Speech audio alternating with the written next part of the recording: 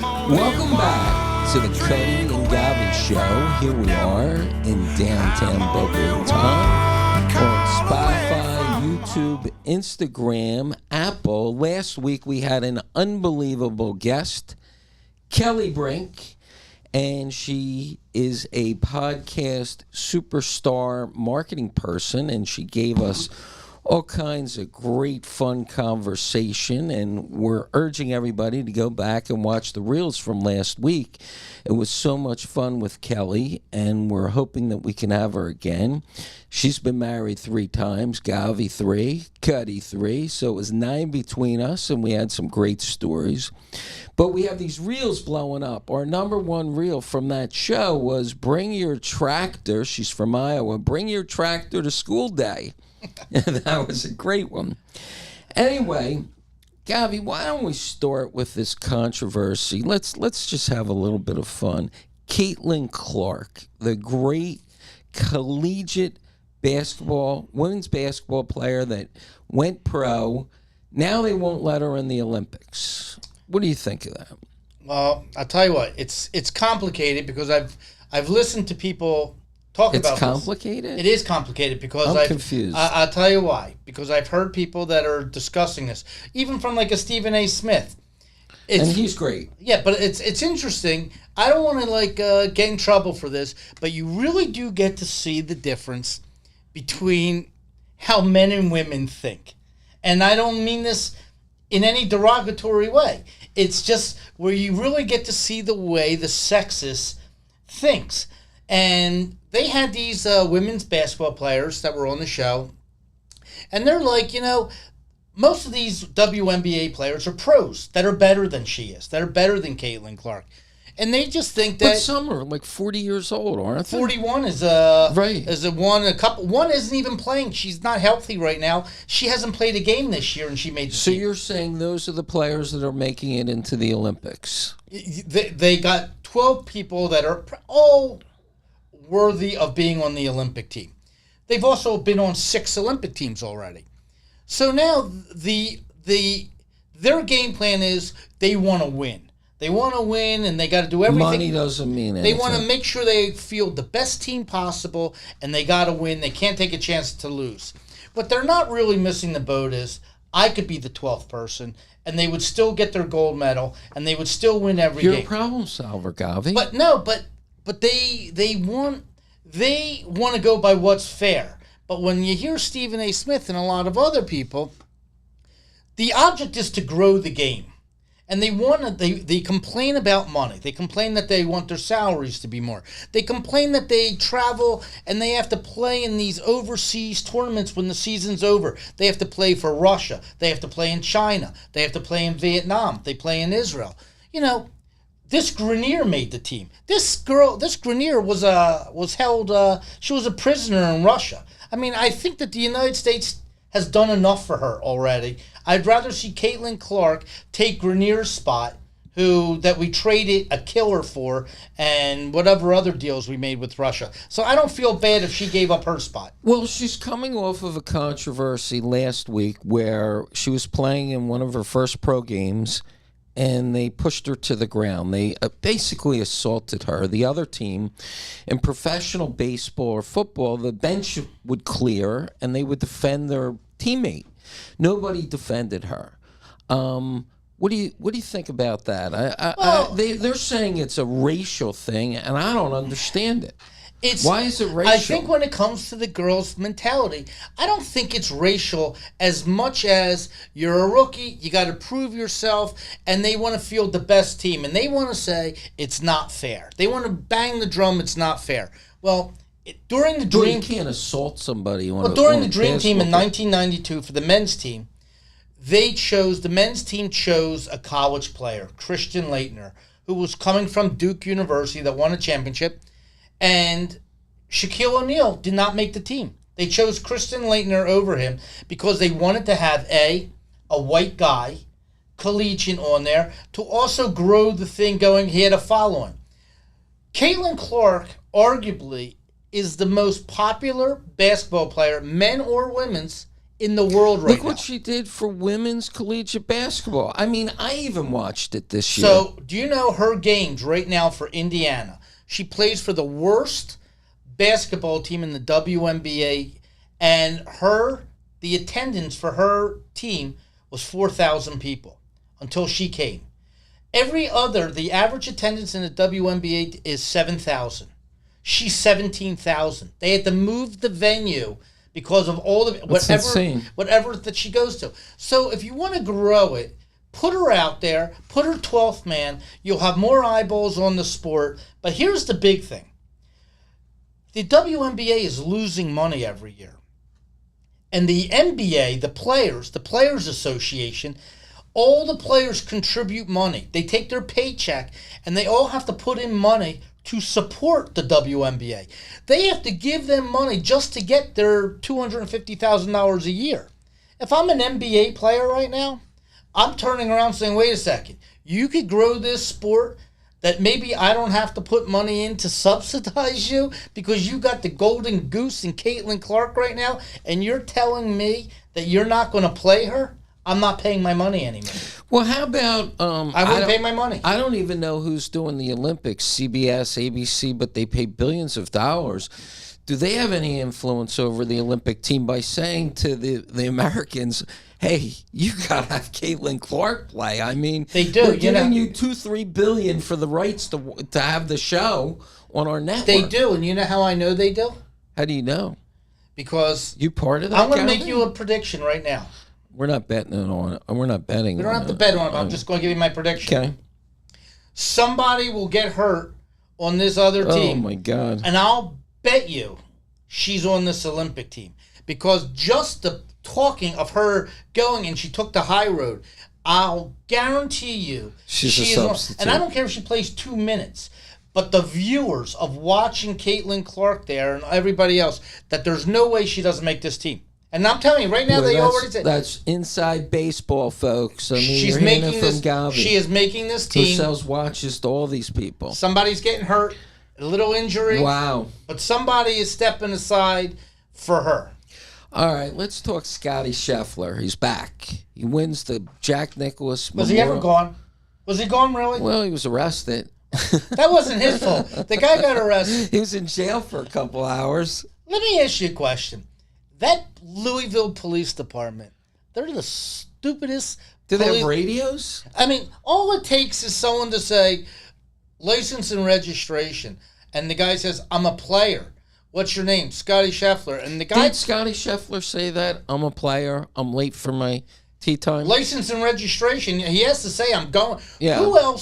Who else is coming there at 6 o'clock? He's driving a car with a giant decal on It's 6 o'clock in the morning. Right, that says, whatever tournament it is. It's a and courtesy And the car. detail that the cop's working is the tournament. I mean, I know there was an accident there, but he's working the tournament detail. Now comes a guy that comes up, and you're arresting him. Now, when you say license and registration, and I'm sure he said, listen, I'm playing in this tournament, all you have to say is, I got a guy here named Scotty Scheffler. He's someone should say he's number 1 in the world right now. He just came off of the Masters last week. It was on the radio, right? Right. What are you doing? Let him go. I mean, no cameras are working. This guy's an idiot. Well, not only that, Govy, there were 5 cops that walked him, arrested him. I mean, it wasn't like one cop. It's like he was with 5 cops. Don't they all know? I think Scotty Scheffler has to go up to his agent and say, listen, I'm not expecting you to make me Tiger Woods overnight, or Ricky Fowler, or Rahm, or DeChambeau. But listen, if I'm coming to a tournament and I won 4 out of the last 5 tournaments, I expect that if I get arrested, someone could say Scotty Scheffler and they know who I am. It's an unbelievable story. So, look at the tournaments he's won. What I was about to say is I love following his caddy. The caddy gets 10% of a winner's earnings. So Scotty Scheffler this year has $26 million in earnings. So his caddy made $2.6 million so far this year. I mean, it's unbelievable. But wait, you're missing out though. Why? He's going to win the FedEx Cup. That's going to be $35 million. Is that what? So he'll get another $3.5 million for that on top of it. So this caddy could make $10 million for the year. Oh yeah. I love it.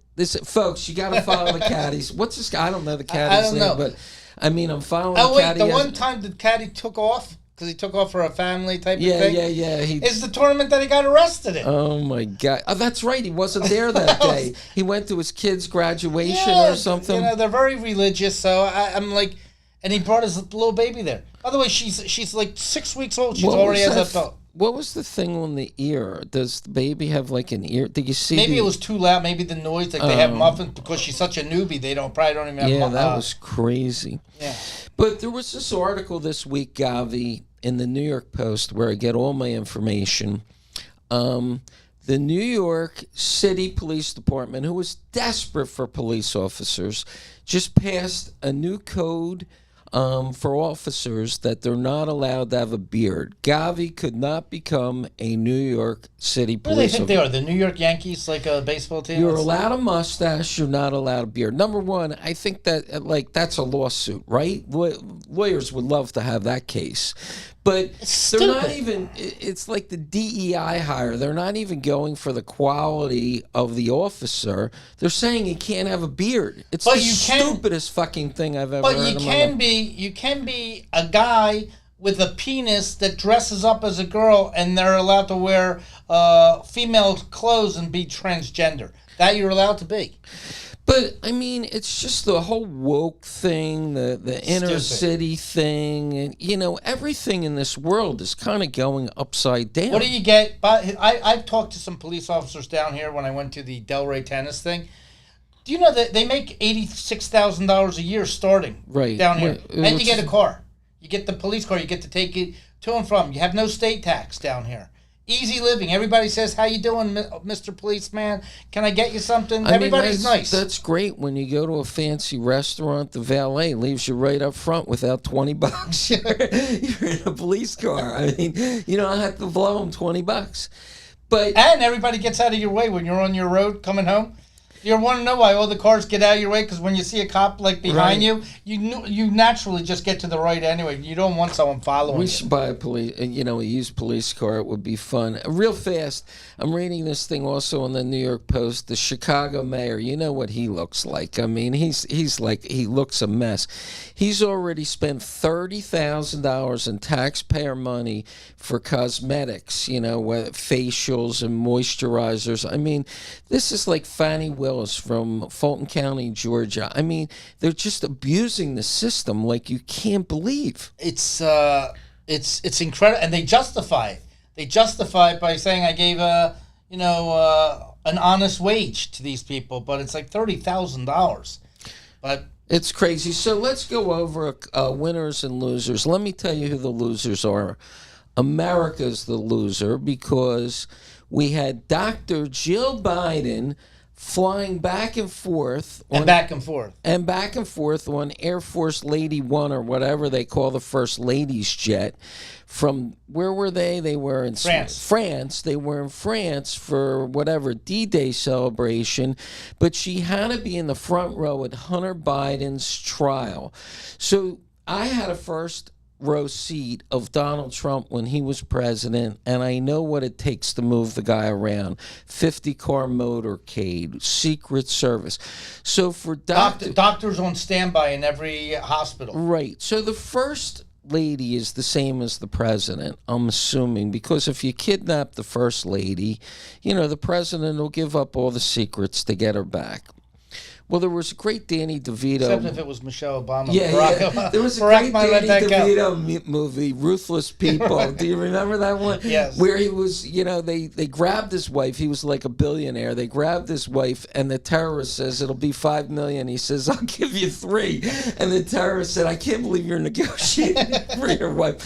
But anyway, how much do you think that cost $100 million for her to appear at Hunter Biden's trial? Or it's up there. It's a lot. And she flew back to show support. So the taxpayer dollars are paying for Hunter Biden, by the way, twice so she could intimidate the jury. That was the other thing. She's there for a reason, to intimidate the jury of where it's at. But yeah, that is a losing situation. But I also would say where the American people also lose is just how our perception that Israel, for instance, they had they're like equivalent of Navy SEALs. They're IDF. They went in and they rescued. What's that? Israeli Defense Forces, Right. IDF. And they went in there to rescue 4 hostages.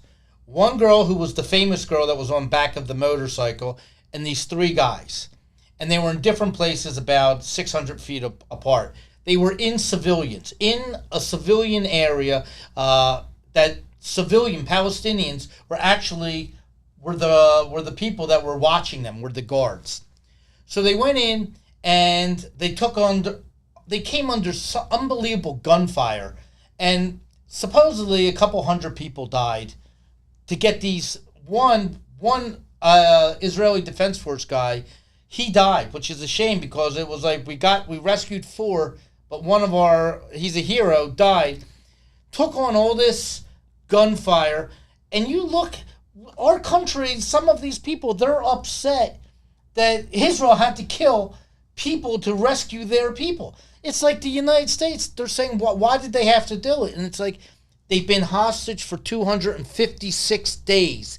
Israel went in there and they did whatever they had to do to rescue them. If they would have handed over the people, no one would have gotten hurt. So I don't understand the argument. You know, these 400 people that died. I mean, they stole these human beings, made them hostages, and now people want and abused them and raped them continuously. And now they want to defend them. Right, they want to make we should have gone in there. How much different would it have been? By the way, I got to tell you, maybe they want what's happening with the United States because they're Jews. I don't see Joe Biden rescuing the Americans. But I have a conspiracy theory. I think that the Hamas intentionally had these people where they could be discovered because they were in good shape.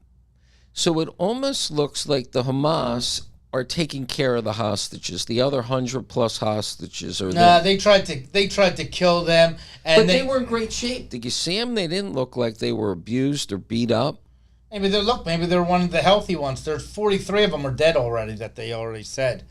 But you got to go in and do something. I mean, the United States, how come we're not trying to do something? It's crazy, but it's insane that, you know, and the United States has to let Israel go do what they have to do. I mean, Israel can take care of this. By the way, if you listen to Joe Biden, like he said, don't go into Fafa or whatever, don't go in there. But Israel's like, but our citizens are being held hostage there. That's where they're being held. What do you want Israel to do? Say, I'm not rescuing you? So what would happen if Israel rescued 4 hostages? One was an American. Would America back off then? I mean, No, they would say thank you. But I think the problem right now is they want to ceasefire.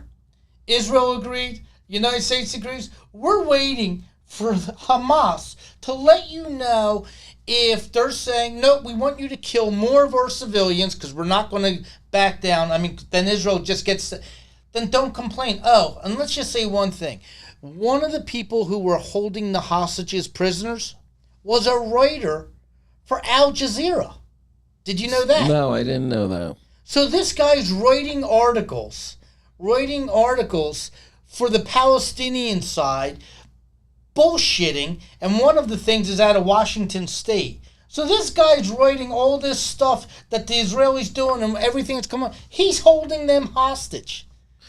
It's crazy. It's and holding hostage. I want to roll back. That you just reminded me. Holding hostage. I believe Dr. Jill Biden is like in Austin Powers, Dr. Evil.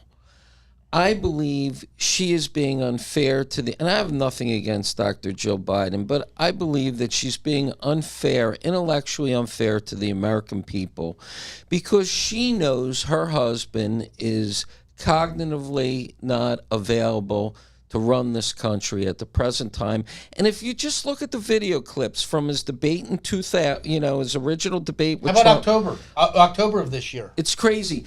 And she is right there, and she's flying on this jet. I believe she might be running the country. As stupid as that statement may sound. I agree with you. She loves the She power. may be power hungry. She loves the power. She loves this stage of her life of having everything done. She doesn't want to give it up because she's younger than he is. But if your wife was suffering, I mean, wouldn't you go to her defense and say, honey, we have enough money. Let's retire. You're going to have Secret Service for life. I mean, why is she not coming out to the Democratic power players and saying, look, Joe's shot. It's over. Let's roll it up. I mean, she's allowing him to continue when she's on the inside. She knows. 'Cause I'll tell you what I think she's happened. evil. I'll tell you what I think happened. And it's funny how fate works out. I think they were prepared that Joe was not going to run for president. But when the midterms came, and everybody was saying there was going to be a red wave, and that the Republicans were going to take over the House by 30 seats, and they were going to maybe take over the Senate. And when that didn't happen, Joe Biden said, see, I'm your best chance. That's what happens. And they went full steam ahead with Joe. They see how he deteriorated from 2 years ago, a year and a half ago, and now it's too late. And she is power hungry, and they're stuck with him, and it's going to be an unbelievable loss that they're going to take. Yeah, it's unbelievable. I hope you're right, Gavi. I just think the system's fixed. Hunter Biden's getting off. 100% he's getting off. He's getting off, right? And then they're going to tell you, Trump, and then they're going to turn around and say, and that's how the justice system works. When you can have jurors in New York, 9 people in Manhattan should hurt the rest of the country. That would be 9 people in San Francisco hurting you. Then you get the Delaware people with Joe Biden sitting there. It's a joke. And now we have another article in the New York Post. I shared it with Gavi. The GOP is preparing for this judge to lock Donald Trump up. They're getting ready for the convention if he doesn't show because he's under house arrest or whatever they do with him. And they're getting ready for this campaign. They say he's raised now $400 million. $400 million. Right. Even Silicon Valley, which is a Democratic stronghold, not including forever. True Social. Not including True Social. Right. It's unbelievable, but it's unbelievable that this judge is going to lock him up. He won't, because I think the judge. We have 10,000 on that. I think that this judge realizes when he let it out that there was a juror that maybe that already said he was guilty before the verdict came out. The judge then prepared everybody for that. I don't think that that's true that happened. But I do think that the judge is already worried that he's not getting a fair thing. He's going to give him 2 years probation or a year probation. A year probation. We have a $10,000. That means they still get to drug test him. He still has to report to a parole officer. I don't think they're doing that. They want him off the. They're not going to do that. I can't see them. All right, well, we have our bet. We'll see. By the way, by this time, Hunter Biden will be down. Garland could be held in contempt by then because they want the audio tapes. Well, they'll stall that out. But so how intellectually dishonest the press is and the government is at this point, and I'm essentially a Democrat, is they came out with a jobs report, the economy, and they say the economy grew 272,000 new jobs. But they don't tell you under the mattress what those numbers were. 672,000 of those new jobs were for immigrants, illegal immigrants. 400,000 were Americans, black, Spanish, people that came here legally that lost their job. So if you're an American, let's say you're an African American, and you lost your job to an immigrant, and you're going to go vote for Joe Biden now, you're going to vote for a Democrat, but the press says, or the Federal Reserve says, or whoever says it, the labor of statistics, America grew 272,000 jobs. Look under the mattress, folks. You're going to see the stats here. And if you're an American, you have to be angry about this. Well, if you keep saying, when you say the media keeps, like they are the shield of Biden. Same way, for instance, I'm going to just go back to it for a second. Do you know when this was a daring mission that Israel did to rescue these hostages? Do you know CNN, they reported on the news that Hamas released them. Not after the successful thing. They made like Hamas release them. There is a huge difference. Is that David Muir? No. This is CNN. Oh, CNN. Who you happen to think is fair. I haven't been watching. Well, let me tell you, good. You take a look and read your New York Post, and you'll tell you they'll blast CNN for taking hours to actually come back and say that that's not true. I mean, they released them. Really, they just released them, and you're supposed to read that and say they knew it wasn't true. But they said there was a firefight. It was a big firefight. Right. That wasn't releasing. There shouldn't be any firefight if you're releasing them. Right. But then again, these are the things that Trump and everybody else has to deal with. By the way, when he raised all this money and he goes to $400 million, and he goes to a swing state like Nevada, how genius is it that he could think something that Joe Biden did? He went up to all these people that work for tips. Waiters, waitresses, housekeepers in the hotels, everybody, valet people in the court. They said he will try to make it where they don't have to pay taxes on tips. I'm taking the other side. I don't think that's fair. Cutty Jr. works in New York City, pays New York City tax, New York state tax, federal tax, 48 or 50% of his paycheck gets taxed. It's not fair to a guy like that is working for a large company to have somebody else untaxed. I think the system you're talking about sometimes waiters and waitresses, and by the way, they don't make minimum wage. They make an earning less than the minimum wage because they're taking into account that they're getting tips. Okay, so I would say, let's say a waiter makes $3. The way it works is, because I'm familiar with the restaurant business, they make $3 or $4 an hour, and then their tips have to bring them up to the minimum wage amount. Anything above, okay, I agree. Bring them up to anything above the minimum wage. He agrees. Wait, I'm saying he agrees. I'm saying a hybrid. Tax some of it. Don't tax, anything above the minimum wage part. I don't know. Look, Europe, all the bill, the tip and everything is in the bill. So if you want to go that way, then just go up to the restaurants and say, by the way, this is what your new food's going to be. Tips are included. Right. And they don't do that. Now, do you ever see the valet parker outside these casinos, outside the Venetian or Wynn or the Palms? They have to have a runner because every time a cab comes, you give the guy $1, $2 to get you your cab that you get in. Within 15 minutes, they have a wad of cash that is so big that it doesn't fit in his pocket. So he has to have a runner that keeps unloading it. Is that really true? They have that much cash? Thousands and thousands. And by the way, it's a very prestigious job. They get appointed by someone that's a head of a union. I'm sure they must have to knock down. I mean, it's somebody, you got to be connected to get this job. And by the way, Trump is basically saying to these guys, I mean, they're not declaring their tips that much anyway. I mean, they're declaring 10% of what they really make. But imagine now, they get to declare all that.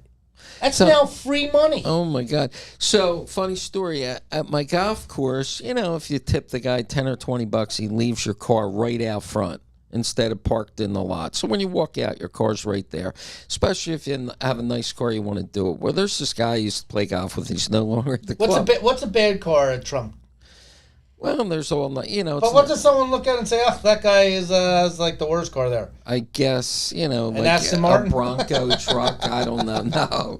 So there's this guy I used to play golf with, and I know him personally, incredibly cheap.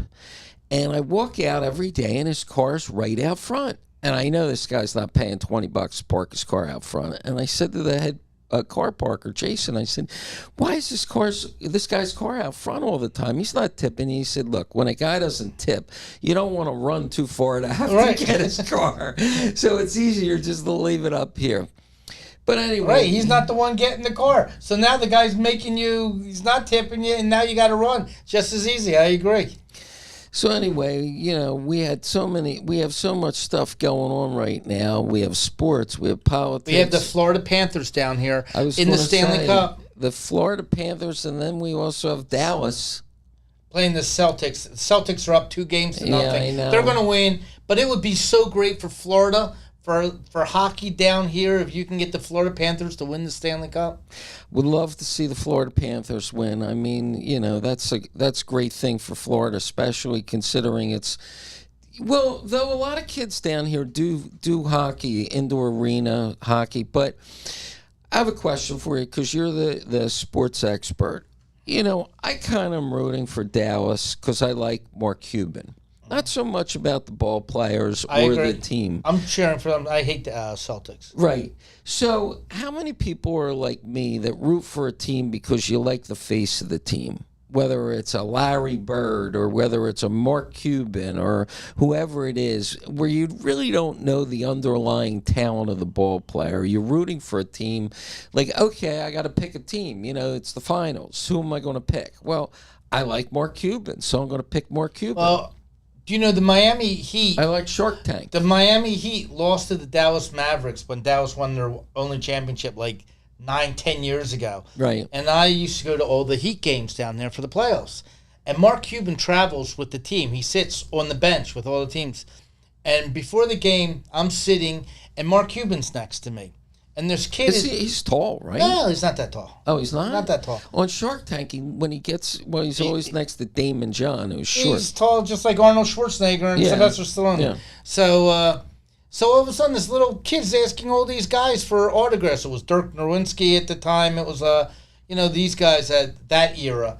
And I said, you want the most famous person to get? Ask this guy. And it was Mark Cuban. I said, get his autograph. Wow. I said, it'll be this guy you'll see. And the kid says, all right. And Mark Cuban was so grateful to give it. He was nice? Yeah, because it's in Miami and all the players are there. And this kid is asking him. He had a jacket that had the team, it was both teams. It said championship with Dallas and Miami. And said, Mr. Cuban, can you sign my thing? And Mark was like, this guy's he was very. I think he's great on Shark Tank because he's just so painfully honest. Right. They get to him, let's say the guy's making a pitch about a watch that'll make you, have an erection or whatever it is, and he says, this is a scam. I'm out. Right, or he'll just pop the bubble. But, that's something. I'll tell you one thing that you could, that we talk, just one last thing when we go into. We have time, Gavi. When we go into the politics of the United States, one thing that you got to keep your eye on. South America and Europe had an election yesterday. It was it's their second biggest election that they have where all of Europe votes. So they see which direction all the countries are going to, not just the French election or the German election. And it went far right. And so you feel America's going to go far right? We're behind them. And you saw South America, and they finally said the illegal immigrants are a big thing over there too. And they had I told you they had the Poland prime minister from Poland, and he says, I am not taking one. He said Muslim. He said the word Muslim. I maybe thought I wouldn't. It's an incredible story. I read that. And he basically said, I took 2 million Ukrainian refugees here, but it's okay. They believe in Western civilization. We are not going to take in people that do not have our values of how we live. How do you feel about that? I'm 100% for that. But in America, don't you think lawyers would start suing if somebody made a statement like that? It would be like a class action lawsuit. Well, he's saying what's happening, and you're changing the fiber of our country. Right. Like some people would say, is it fair? We're kind of like a democracy. I mean, that's what happens in America. I mean, well, we're a democracy where all of a sudden you look at Detroit. If it gets if the Palestinian contingency in Dearborn gets any bigger, should it just be that they vote in everybody in city council and Sharia law takes place? Well, this is the problem. I think the voting system is corrupt.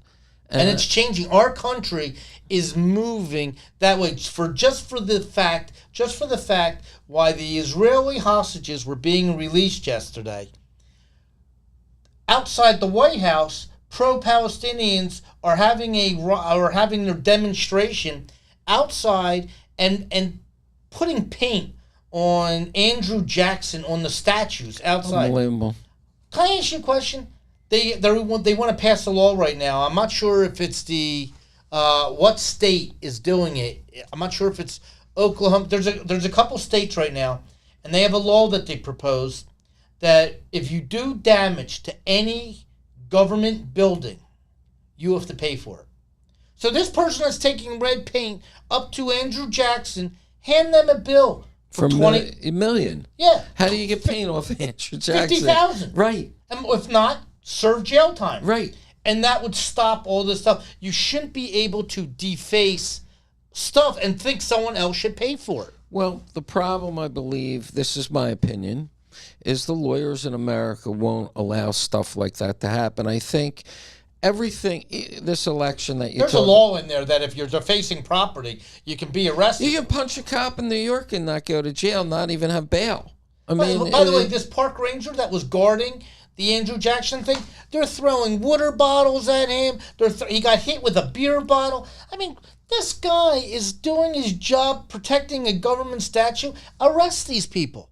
They had no problem. January 6th. I just think, the way to win this war is to just let these knuckleheads destroy these cities, and when they're all destroyed, we pick up the pieces. You know how we spend billions of dollars on so many different things? Yeah, Joe Biden flying from you. I would like to see our country spend billions with a B, billions, and start building mega jails that you're able to have in the jail minimum security, medium security, and maximum security. And that way, we can start locking up people that have to go to the jail. And you could choose if it's minimum, medium, or maximum. But you know what? It creates jobs. You got construction jobs. You got guards you could hire. Great idea, and you got to start taking, and then you could have a section in there, by the way, for the mental. It's like the mental, I like it. And start building. And if you said to people, let's put it this way, California spent $20 billion on homeless. $20 billion. They don't know where the money went, right. But the homeless grew. So it didn't work. For $20 billion, what could they have built? It's unbelievable. How many jails can you build for $20 billion? And, I think there's certain mentally ill people or whatever, people that want to survive they know in jail they're going to get a shower, they're going to get a bed, and they're going to get food. They're better off than being homeless. They asked, in Philadelphia right now, there was an article where they're asking, why is Trump getting so strong with the youth, with the younger voters? And they said, well, he was a jerk, he was a mean tweeter, but they realized the quality of life now. These kids that live in the city. And one kid said to the other one that was voted for Biden the first time, why he has switched to Trump. And he said, I just want to be able to walk through Rittenhouse Square. Wow, even Rittenhouse Square at 8 o'clock at night. I want to walk through the park. I want to go back to the days where I can walk at night and not feel scared. I think I pay my taxes. I think I'm entitled to live a life that I don't have to walk scared at 6 or 7 o'clock at night, walking through one of the nicest parks in Philadelphia. That is a crazy story. By the way, you had a place on Rittenhouse Square. Would you walk across Rittenhouse Square? It's been a while since I've been on Rittenhouse Square. I won't walk through the park. I'll walk around. You can walk around. How about if it's 6:30 at night and it's the wintertime and it's dark outside? Would you walk through the park? No. Is that the nicest park in Philadelphia? It's the nicest park. But I do have friends, let's say the number one realtor in Philadelphia, Alan Dom. The Dominator. The Dominator. Dom Corleone, we call him. D-O-M-B. But he walks right through the park. Now, he lives on the square, and he has no issue walking through the park. I'm kind of like a tourist, and I read stuff, and I won't walk through the park. But he's like a native guy. He ran for mayor. He understands. He also wants to be able to say, do you know who I am? No, but he does walk He feels that way. He feels this sense of security because of who he is. Right. I wouldn't have that at 6:30 at night. Right. Well, anyway, Govy, we're doing our show. It's a Monday because Govy's headed to the Trump West country. Yeah, I'm going to Trump country. he's headed Naples, Florida. It's Father's Day weekend, and he's headed to the west coast of Florida. I'm headed up north to see my kids, and with your permission, I didn't tell Gavi this before the show started because I didn't want to bring it up before the show, but my father passed away last night. Yeah. He had a tough road, and I'd like to dedicate this show to my dad. Yeah, I was there when I'm sorry to hear that. I know. Thank you, Gavi. The last year, my dad was 94. So I'd like to dedicate this Father's Day show to my dad and to all the fathers out there. And, it's graduation day for the kid that now becomes the parent, which is me, and my sister and my brother. But, it was interesting. I'm not a religious or spiritual person, but I was over there Saturday. He's 94. The last year was tough. And, for the last 4 weeks, he was in hospice, but he still sat up in his wheelchair. And I was at the kitchen table with him on Saturday, and he was sitting there. And it's the first time I saw it was like, this was really on Sunday. Last night he died at 5 o'clock, but it was the first time I saw his eyes, and I saw, it's like, and I'm not a voodoo guy, I'm not a religious guy, I'm not like a God and all this stuff, but I saw his soul leave his body at peace, and his body was like by itself without a soul in it. God or whoever it is up there took his soul away, and I'm just looking at a body. It was it was so freaky that, I saw it. But my dad, he was a great guy. He had a great run. He was a great dad, and we'll miss him. Genes, boy, 94. He lived a good life. He lived a great, he died on his terms. Right. Which, if you're lucky enough to die on your own terms, you're a lucky person. And, he lived to the fullest. And, at the end, when it got too hard to survive and live, he had aides there that helped him. And my sister was unbelievable. She took care of everything. Made sure the aides showed up and did everything, but they were wonderful caregivers. This hospice, I don't know, did you do that with your dad? Yeah, they were unbelievable. This hospice thing, I don't even know how it's funded. I don't know. No, you'll get your letter. Okay, the letter's coming right. Your letter's coming in the mail. They were unbelievable. Unbelievable experience. I mean, you get to spend the last they keep them as comfortable as they possibly can. And my dad wasn't in pain other than the fact that, his body just shut down. He was 94, and it just... My dad was in hospice 14 days at home, Yeah, did he stop eating or... Stopped eating. Yeah, stopped eating and drinking, that's where... Yeah, and the fluids, you start to hallucinate. They told me he was going... They told me for my dad he was going to die any day. And, at day 11, my dad was still alive. I said to Danny, maybe he wants to go to the Capitol Grill. I'll dress him up, take him out there and everything. He was, he was there. But I understand the what you're saying is his soul left. See, then I just a wild experience. I looked at him and it was like he was there, but he was gone already. Right. But I felt at peace that he was finally saying that it's okay. It's okay to go. You know what? And what you just said is just so true. I mean, today, I'm getting, for the few people that know, because it's spreading rather quickly, I guess. He lived over there in a community, and I know a bunch of the people there. It's, people are like, I'm so sorry and this and that, and I'm okay with it. It was time.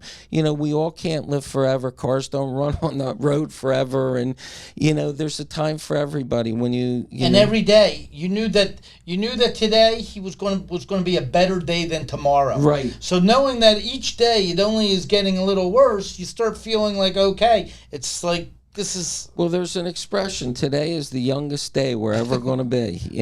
Right, and that's.